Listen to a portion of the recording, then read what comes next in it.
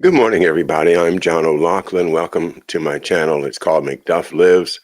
And this morning I'm reading part 3 of the chapter. It's a very long chapter from JFK versus Allen Dulles, Battleground Indonesia by Dr. Greg Poulgrain, introduction by Oliver Stone, and afterward by James D. Eugenio.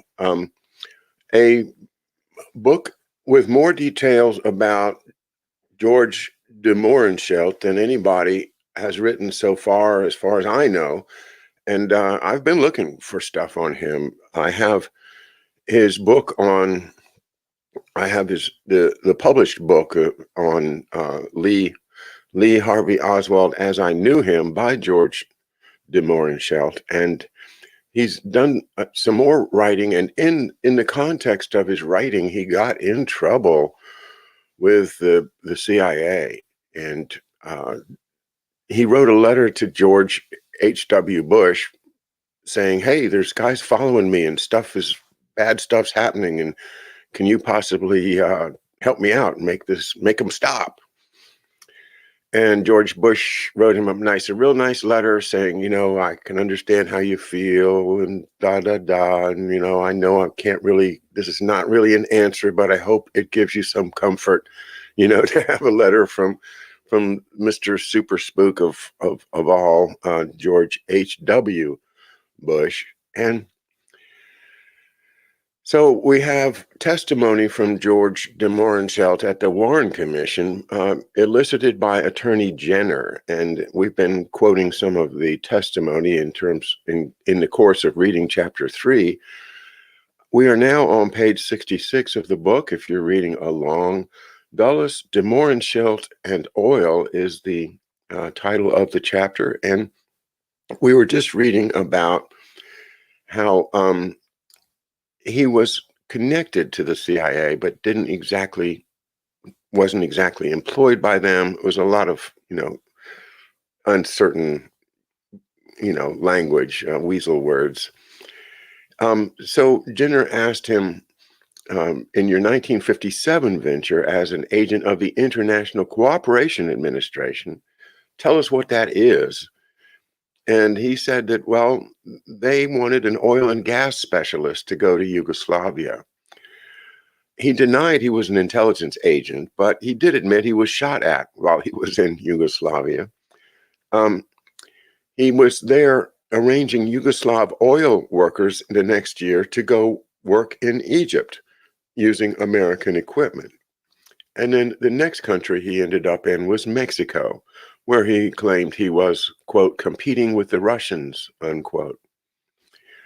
Well, he was certainly an anti-communist, an anti-Soviet, a Russian by birth himself, but a white Russian, the Russians of Belarusia, the Russians of the White Army, the Russians of the Romanov nobility.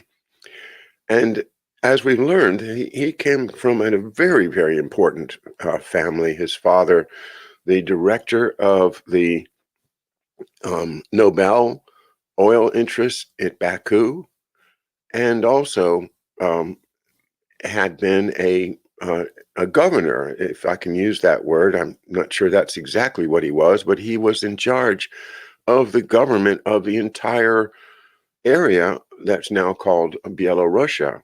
And in the capital of Minsk is where he lived, and that's where George de Mohrenschildt grew up as a child before the revolution caused them to flee. So, having seen that he has a number of connections to the CIA, but claims not to be a spy, let's continue with his employment in the oil industry and see where we go from there. I was asked to put in a word for the guys over at Neighborhood News Hour. It appears they haven't had any breakfast yet. So if anybody can run down the street with little, some of those breakfast sandwiches, you can get, at convenience stores, I'm sure that would be fine. I don't know for sure whether they're they're vegetarians or not, but I kind of don't think so. So probably, a kind of a sausage and cheese biscuit or something like that might take care of the poor guys over there. Apparently, they forgot to go out and get breakfast before the show. So, if you're down the street, I'm not saying, you have to send them anything from California or anything. Let's not be ridiculous. But if you're down the street from Neighborhood News Hour and have $10 that you can go and visit a convenience market, then why not? They're poor guys, they work hard over there. Excuse me a second.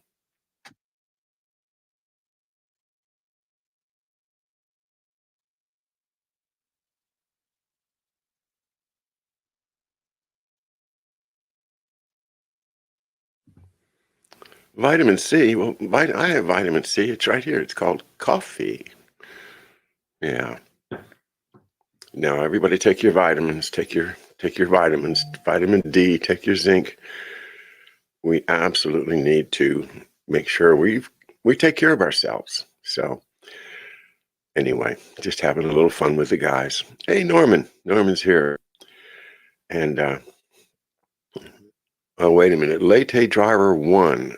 Who is Latte Driver One? I've seen that name before, and it kind of gave me some concern because that's not me. So if anybody knows who that is, identify them in the chat. Or if you are Latte Driver One, would you please identify yourself? Otherwise, I'm a little concerned that it's a spoof or a troll.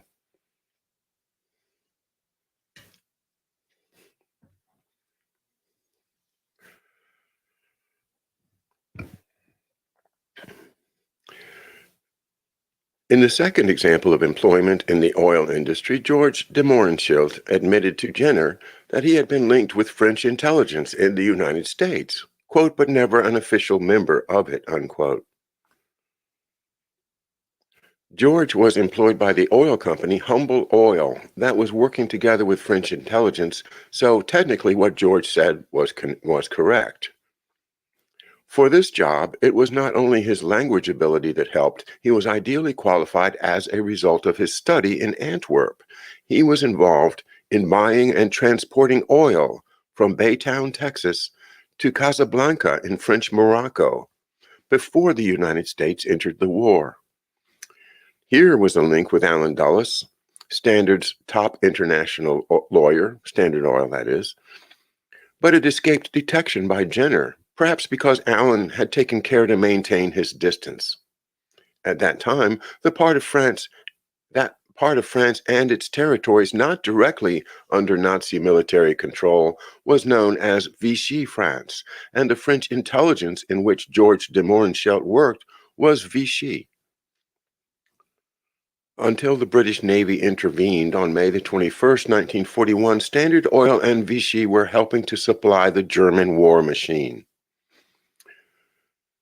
Nothing can conceal the fact, announced the Mercury newspaper one day later, that Vichy has become Hitler's willing tool. And the Spectator declared, Vichy is now completely subservient to Hitler.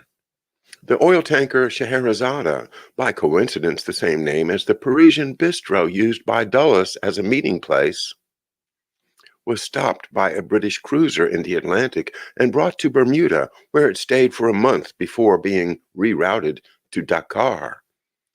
Standard Oil director William Teagle and Standard's lawyer Alan Dulles were both involved, working together with George de Mohrenschildt and Pierre Frey, or Fraisse, the French intelligence agent.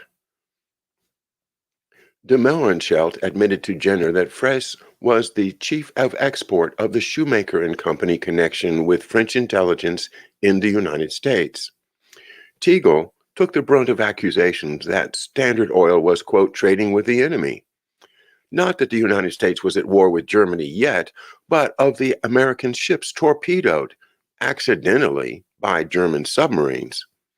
Not one of them was a Standard Oil tanker. Accusations were flung at Alan Dulles, too, because of his continuing links with Schroeder Bank and IG Farben. in parentheses, but by 1945, when his German contacts had proved so useful in wartime intelligence, such controversy merely added to, quote, the legend.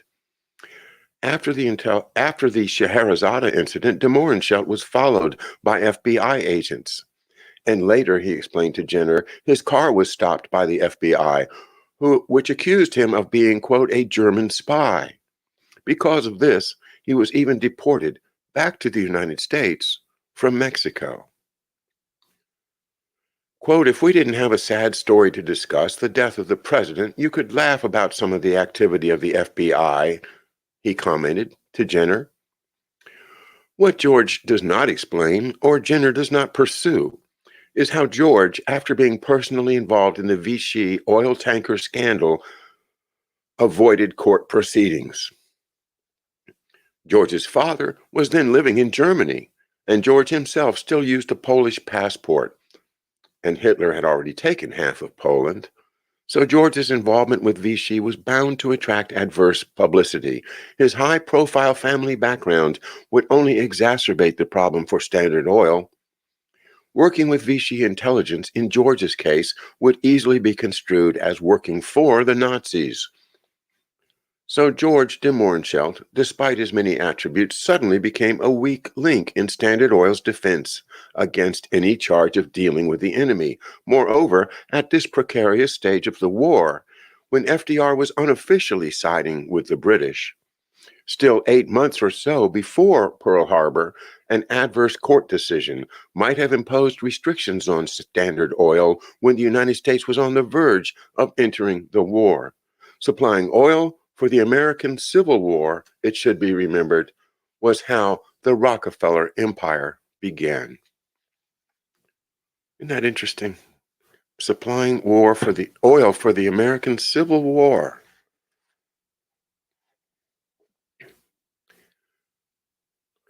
George de Mohrenschildt's very presence would have been regarded as incriminating evidence in such a court case, and the cost for Standard Oil of an adverse decision would have been incalculable.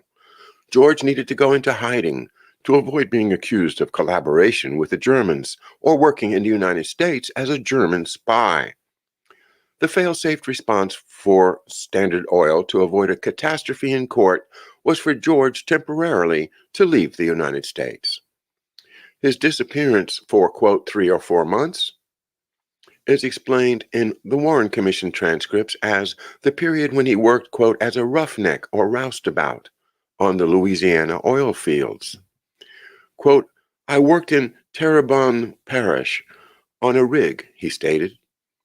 George may well have worked at this location for a short time to familiarize himself with the machinery, but effectively he disappeared. Had he remained in the United States, he might have jeopardized Standard Oil's court case, so a decision was probably made by the company rather than by George himself. There is calculated confusion in the Warren Commission transcripts at this point, mixing up the start of the war in 1939 and the start of war in 1941, as George reappeared just before the Pacific War started, whereas his first arrival had been just before war started in Europe. Just when George needed to disappear, Humble Oil was providing an oil exploration team to be subcontracted by NNGPM, the company Alan Dulles had set up 5 years earlier to work in Netherlands, New Guinea. Because of their joint involvement in the Vichy oil tanker scandal centered on Humble Oil, a Standard Oil subsidiary. Excuse me a second.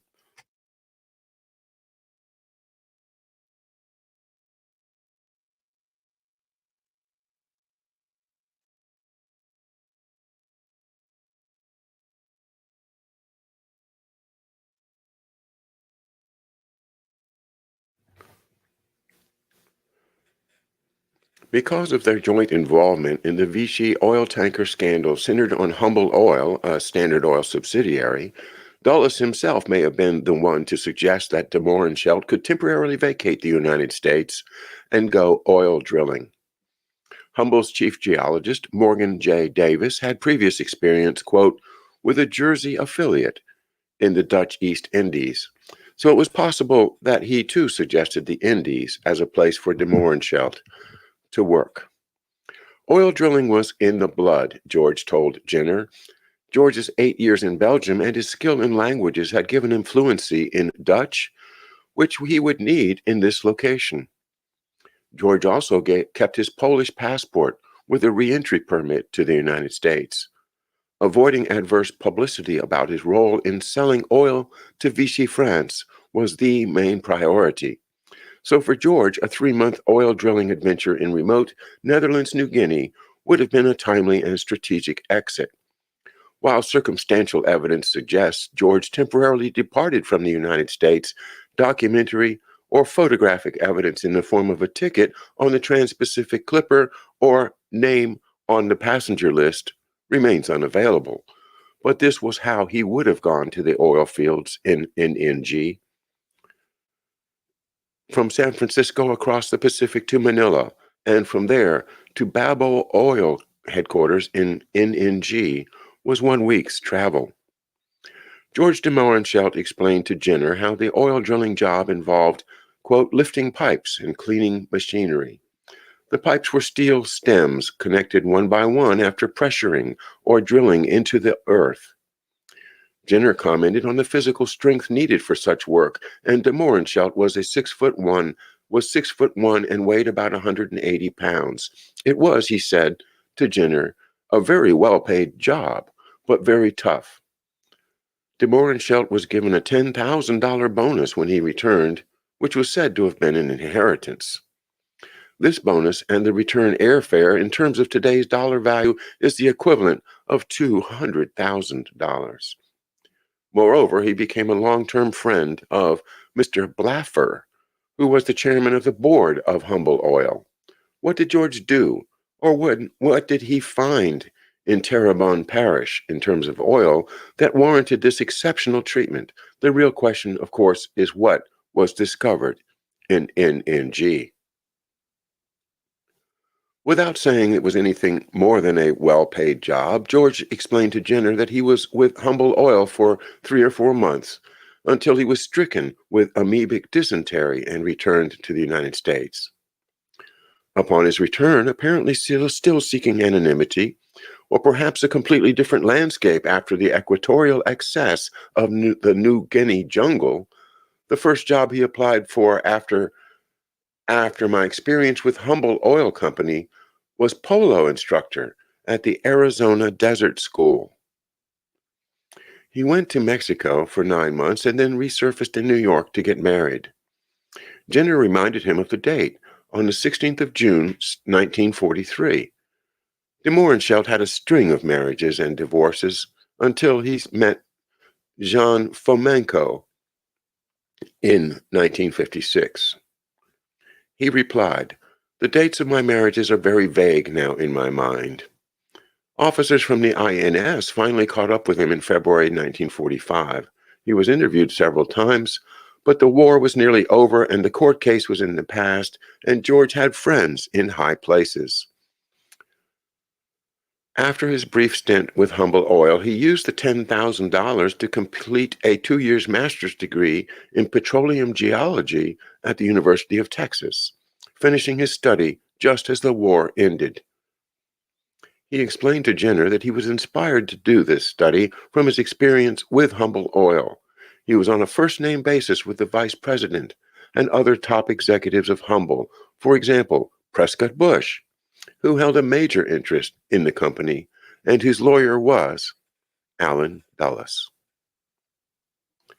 There's no doubt that George's family connections and his study in Belgium had helped him in the first place, and the coincidence that he was born the same year that Humble Oil first began as a company seemed to augur well for his future. More than this, it seems that George had amazingly good luck.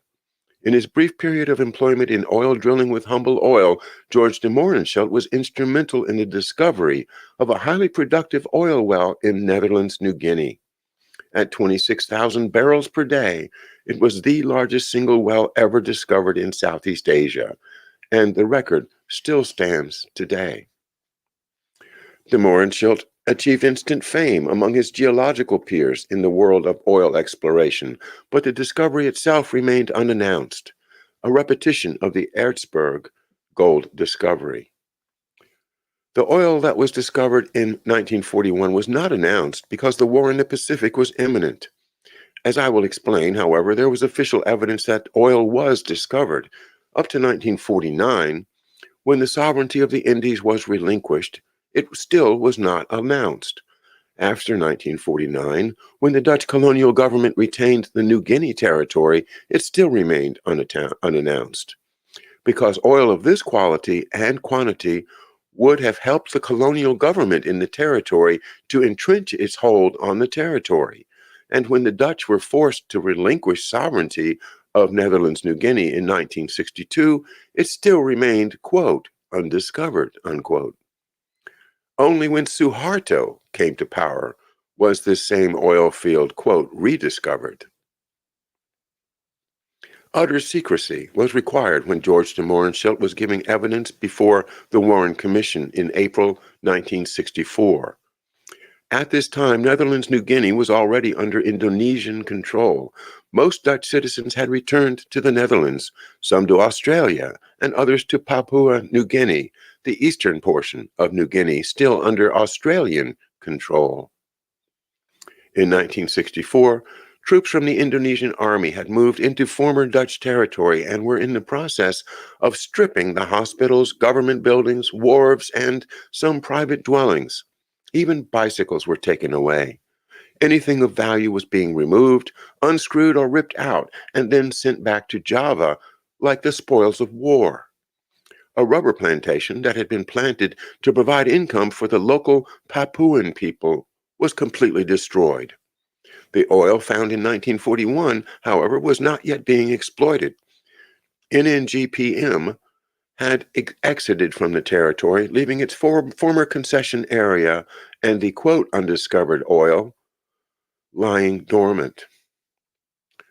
President Sukarno had officially arrived in the territory on May the 1st, 1963, and had then allocated an oil area.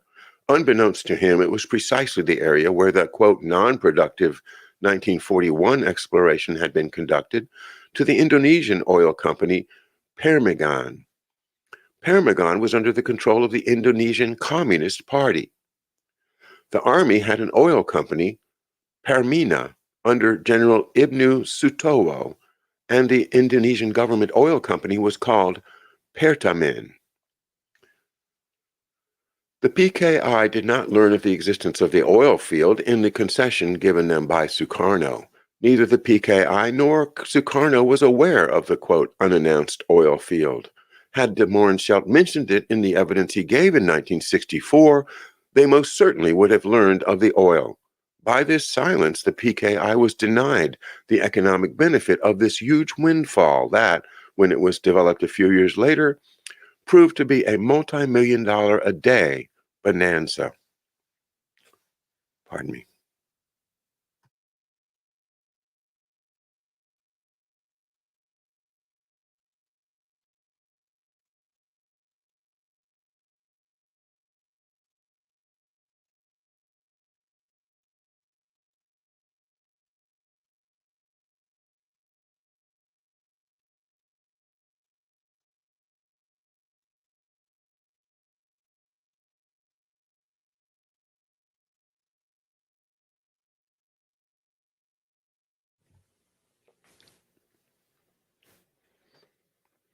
The PKI undoubtedly would have set about exploiting the oil field had it ascertained its existence, so de Mohrenschildt's silence was actually an issue of strategic importance to avoid public disclosure. April 1964 was still 18 months before the mass killing of the PKI that occurred after September 30th, 1965. Although George de Mohrenschildt was largely unaware of Indonesia, he was busy in Haiti. He was tight-lipped with Jenner about his venture with Humboldt Oil, and for more than 2 decades already he'd have grown accustomed to the secrecy surrounding the 1941 oil discovery. No doubt Dulles had forewarned de Mohrenschildt of the political implications that depended upon his remaining silent. But this would have been pitched as being quite removed from the Kennedy investigation, when of course it was not. We should remind ourselves that JFK's intervention in 1962 in the New Guinea sovereignty dispute had largely been on information from the CIA, from Allen Dulles, that the territory did not contain any worthwhile deposits of oil or minerals. Yet the Japanese, as confirmed by Nishijima, who told me during my interview with him in Tokyo in 1983, had already taken steps to ensure the PKI did not gain control over a highly productive oil field in former Netherlands, New Guinea. Dulles wanted George to maintain his silence about the oil of 1941 for two reasons. The oil information was part of the strategic planning for regime change in Indonesia. And Dulles also needed to maintain his distance from de Mohrenschildt in the Warren Commission hearings. To achieve the second aim, he needed only to inform George that providing details about 1941 would effectively provide millions of dollars in funding for the Indonesian Communist Party. George himself would have regarded his oil drilling escapade in 1941 as far removed from the 1964 investigation into the assassination of President Kennedy. The entire focus of the Kennedy investigation would have shifted had the commission become aware of the 40-year link between Allen Dulles and George de Mohrenschildt. The 1952 report to the United Nations, prepared under the direction of Dutch Foreign Minister Luns, who took sole responsibility for New Guinea matters up to the 1962-63 climax of events, indeed up to 1969, when Indonesia officially took control of the territory, stated that the future of the territory depended on revenue from oil. Quote, "It is the extraction of petroleum on which emphasis is laid for the economic structure of the country," unquote. Crude oil exports from Netherlands, New Guinea in 1952 from oil wells that were discovered before the war and brought on stream after the war reached a total of 8.6 million Netherlands guilders. Oil comprised 3/4 of the territory's exports that year, along with some native produce and scrap iron left over from the war. The importance of the undiscovered oil field as a political determinant in the future of New Guinea territory can be calculated in terms of the revenue it would have contributed at the price of oil in 1952, more than 4 times the revenue from the two producing post-war wells, Klamono and Mogoy Wasian.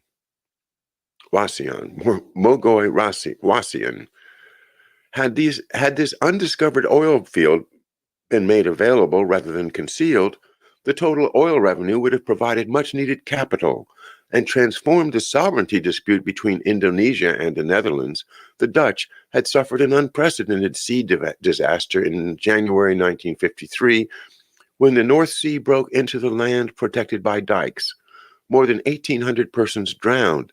10% of all Dutch farmland was covered by seawater, and the damage was calculated in billions of dollars. Neither Kennedy nor Sukarno was informed about the presence of this large oil field in Netherlands, New Guinea.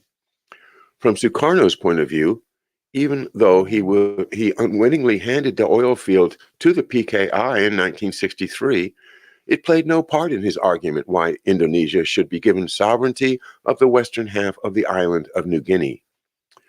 When oil production in the territory declined alarmingly in the 1950s, it disadvantaged not just the Dutch colonial government, but also the Papuan people. The declining oil production further detracted from any argument that a viable economy was possible. So independence for the indigenous inhabitants of West New Guinea was scarcely considered until the sovereignty dispute was all but sealed as a Cold War settlement. Soon after Luns delivered his UN report, output from the known oil fields began to decline rapidly.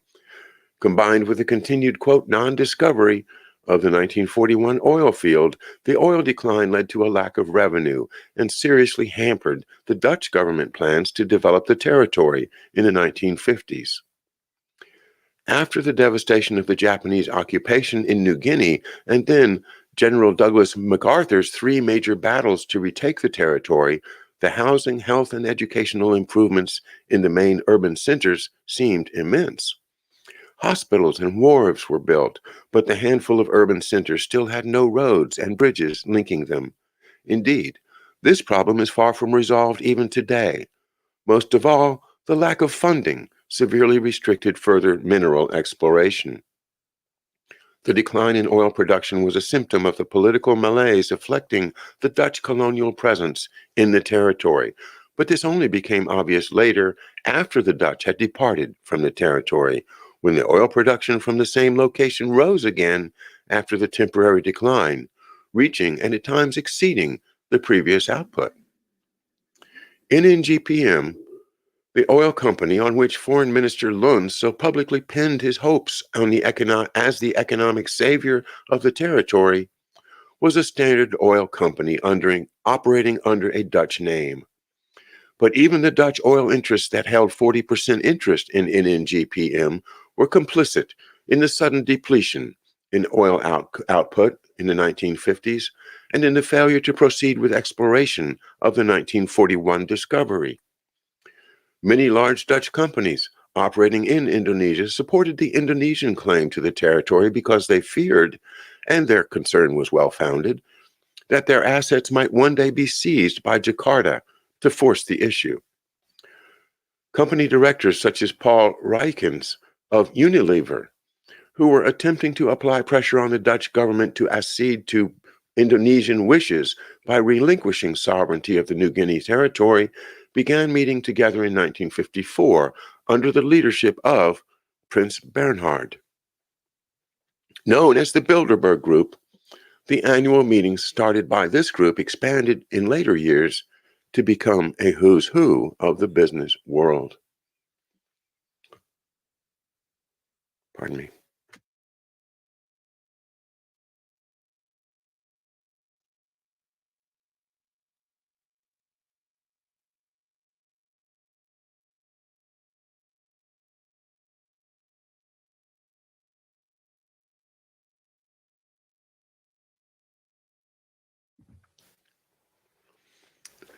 All right. Well, I haven't heard back from the boys up at Neighborhood News Hour. I don't know whether they got any breakfast or not, and I feel a little guilty. I had some oatmeal here next to me, and sneak a little spoonful, but then I felt guilty, and I do feel bad for the guys. No breakfast.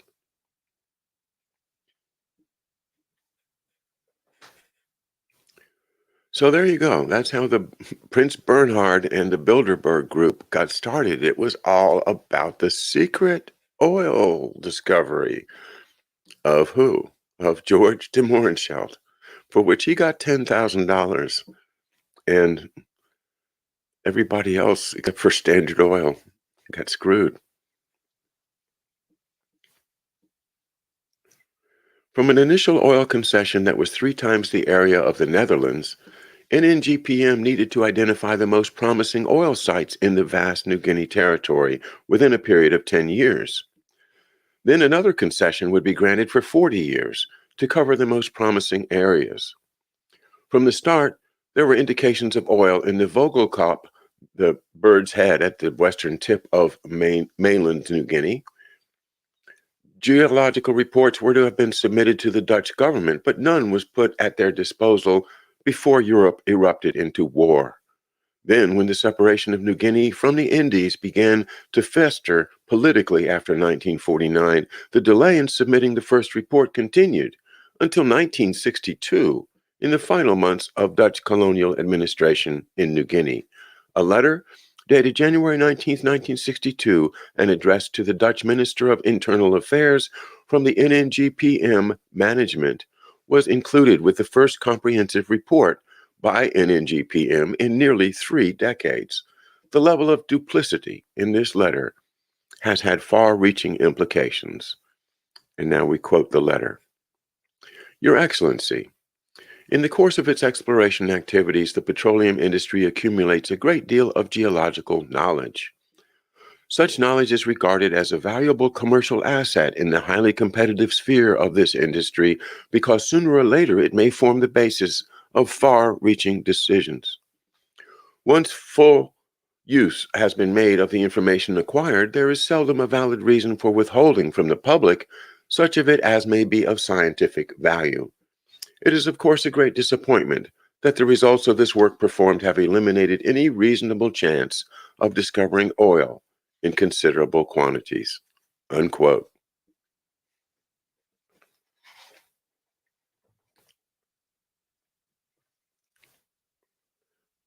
Isn't that fascinating? That's the way the Rockefellers work, Just whenever's necessary, you get the assets.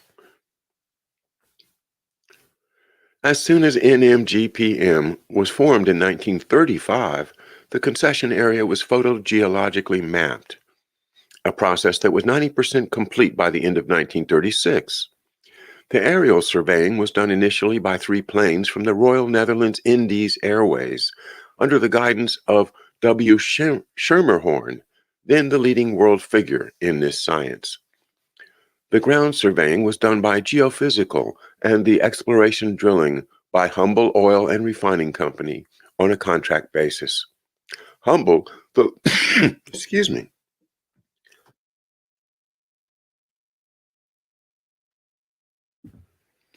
Humble, the largest of the Texan producers, had been purchased secretly by Standard New Jersey 16 years earlier.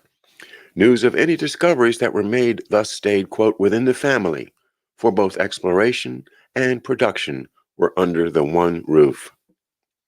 Reported oil seeps at Clamono and in the Vogelkop resulted in drilling there less than a year after the concession was signed.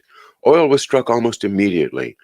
2 other seepages, first located by Dutch geologists in 1924, led to the discoveries in 1939 and 41 at Mogoy and Wassian.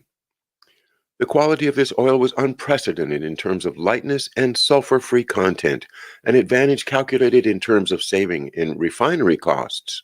It was an auspicious beginning. Further westward, adjacent to the deepwater Schelhe Strait, where another Dutch expedition in 1920 had found more oil seepages, was the locality known as Schelhe, where NNGPM had conducted exploration shortly before the Japanese invasion. It was at this most westerly point of New Guinea the presence of an oil field was revealed, far larger than either Clamono or Mogoy Wassian. It was this oil field that would remain untapped, undiscovered, until the early 1970s. From 1938 to mid-1941, there had been 29 geologists engaged in oil exploration in the territory, but with war in the Pacific imminent, only 2 remained. G.F. Van Lingen, who died during the war, and R.F. Geiselink, who died in 1956. Both were persistent in the search for oil around the far western reaches of the Vogelkop in the area known as the Schelhe region. All supplies for this pre-war exploration at Schelhe were shipped from Babo to Qasim, a natural deep-water port. Humble Oil constructed a 9-mile road inland from Qasim. Along this road, 2 holes were drilled, Schelhe 1 and Schelhe 2, otherwise known as Schelhe 39 and 40. After 38 preparation holes, Schelhe 39 was drilled to 3,000 meters, a record depth at that stage of New Guinea exploration. War was imminent, and Schelhe 39 was to have been the last concerted effort before the storm broke in the Pacific. The enthusiasm at that time was demonstrated by the record attempt. Evidence favored a strike, but the oil proved elusive. However, at this time, geologists began to leave because the Japanese army had already moved in to the southern portion of Vichy French Indochina and was ideally positioned to advance southward. Only Van Lingen and Geiselink remained.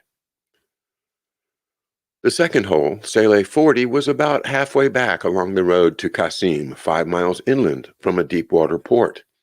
It struck oil at 1,256 meters. Unlike the previous hole, it had no geophysical preparation and no well velocity survey. There was none of the scientific help to determine the location of the hole, as in the case of Sele 39. Sele 40 seems to have been more on impulse. It seems to have been sighted simply on the intuition of the roustabout who was conducting the drilling, George Nemorenschelt.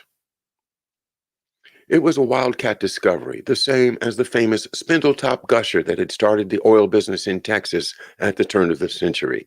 Sele 40 was a quarter of the size, but still a big discovery. Having lived in an oil area as a child, George might have recognized a faint odor of oil in the area, where the decision was made to start drilling Sele 40, or physically detected seepages in the ground, as occurred in the discovery of both the Clamono and Mogoiwazian oil fields. Oil seeps had been attracting geologists to the Vogelkop since the 1920s. As George spent only 3 or 4 months as a roustabout, his arrival would have been after Sele 39 was drilled, possibly when the drilling gear was being transported back along the road to Qasim. Sele 40 was drilled outside the seismic profile that determined the drilling location for its predecessor, but this only added to George's subsequent fame. Whatever the reason for choosing this site, it was a bonanza, but officially, Sele 40 was described as unsuccessful.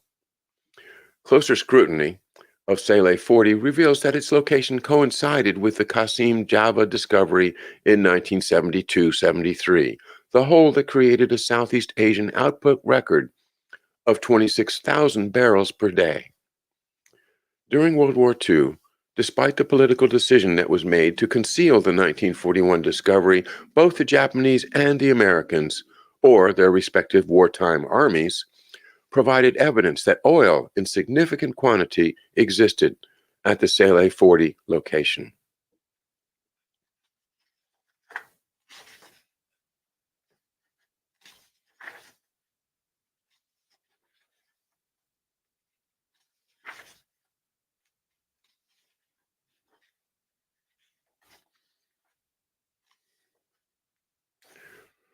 The next section is called the Japanese account, and Japanese parachutists took Palembang in South Sumatra in February of 1942. The NNGPM headquarters at Babo was bombed in December of 41, in accordance with an agreement between the Japanese Army and Navy made 1 week before Pearl Harbor. The Navy was allotted control of West New Guinea. Rear Admiral Maeda was in charge of West New Guinea. Working alongside him were 2 political intelligence officers, and they assisted Sukarno, Hatta, and a school of Indonesian nationalists prepare for independence. Seconded into Japanese naval intelligence before the war, they had worked underground in the Netherlands East Indies in contact with Indonesian nationalists. Both officers were highly skilled. One was Yoshizumi Tomegoro, who died during the Indonesian War of Independence. The other, whom I interviewed in Tokyo, was Nishijima Shigetata. Japanese troops landed in strength along the northeast coast of Netherlands, New Guinea, but vast swamplands along the southern coastline prevented similar landings any further east than Kokonau. The front line in the south was said to be along the Ilandan River, where a 15-mile-wide estuary separated the Japanese from Australian forces on the eastern side. Either side engaged in constant patrolling and occasional skirmishes. The stronghold of the Dutch and Australian forces was the coastal town of Meruake, which 4 decades earlier had been established with 300 Dutch soldiers. In 1942, the Japanese did not proceed with any development in the south of the territory other than an airstrip. The Japanese airstrip helped gain access to the Erzberg, and an attempt was made to conduct further exploration during the war in accordance with the priorities of the wartime Japanese administration. An Allied wartime intelligence report indicated that the Japanese had located a readily accessible supply of oil from somewhere in the Vogelkop. The 1944 report was compiled from information received from Shell Oil in London and the Netherlands Foreign Intelligence Service, some members of which remained in the Vogelkop for the duration of the war, using guerrilla tactics. The Allied intelligence report noted, quote, "It is possible the Japanese might be using the old oil terminal near Qasim. Qasim was the terminus for the two biggest test wells. The two Saleh test wells themselves have not been photographed since the evacuation. However, the terminal of the road from the wells to the coast has been photographed several times. At this terminal, there's a fair-sized settlement with a jetty built by the Dutch, apparently for ships. When first seen, the settlement seemed devoid of personnel. At some time between June and September 1943, it was occupied, and traffic was noticeable in the direction of the wells." This account of Japanese wartime activity confirmed what Nisijima explained, at times reluctantly, during our interview. Rear Admiral Maeda was aware of the huge oil potential there. He was still involved with the 1941 discovery site long after the war. According to the figures compiled by Srichua Ariev on the output from this area after the, quote, rediscovery, in the mid-1970s, the production level of 170,000 barrels per day was the equivalent of an annual output of 62 million barrels. Compare this with the pre-war oil production of the entire Netherlands East Indies, 61.58 million barrels, making the Indies the fifth largest producer in the world. The need for oil was the main reason driving the Japanese invasion in 1941. According to Dutch intelligence, Rear Admiral Maeda, the link between the Japanese Imperial Navy and the Jakarta headquarters of the Japanese 16th Army, was one of the decision makers in the move south as an area of expansion rather than westward into China. Clearly, before the end of the war, Maeda and his political intelligence officers realized the importance of the Saleh 40 oil area in Netherlands, New Guinea. From this perspective of the PKI, or indeed anyone without the hands-on experience of Maeda in that remote region, there seemed little prospect of finding productive oil. The dramatic decline in output from the known fields was well documented. NNGPM had apparently been unsuccessful in this area for the last 25 years. Why then should the Japanese company Ceram Oil, that's CERAM, in which Maeda was one of the leading figures, want to join with Permagon, the PKI company, in such an obviously unproductive area? Permagon was assisted by the Indonesian Air Force with transportation, but lacked sufficient oil expertise and capital to mount such an operation on its own. Consequently, the PKI readily signed an agreement with the Japanese team headed by Maeda, no longer Rear Admiral, but returning to familiar territory. Whatever reasons motivated Sukarno to offer the PKI this highly unproductive oil region, his action could only have caused extreme agitation for the Standard Oil executives, who were waiting to exploit the area themselves, biding their time before the political conditions in Indonesia were suitable, and extreme agitation also for Alan Dulles, whose Indonesia strategy was premised on economic havoc preceding regime change. All of his strategy is based on economic havoc preceding regime change. And is that not what we have in store here in our country?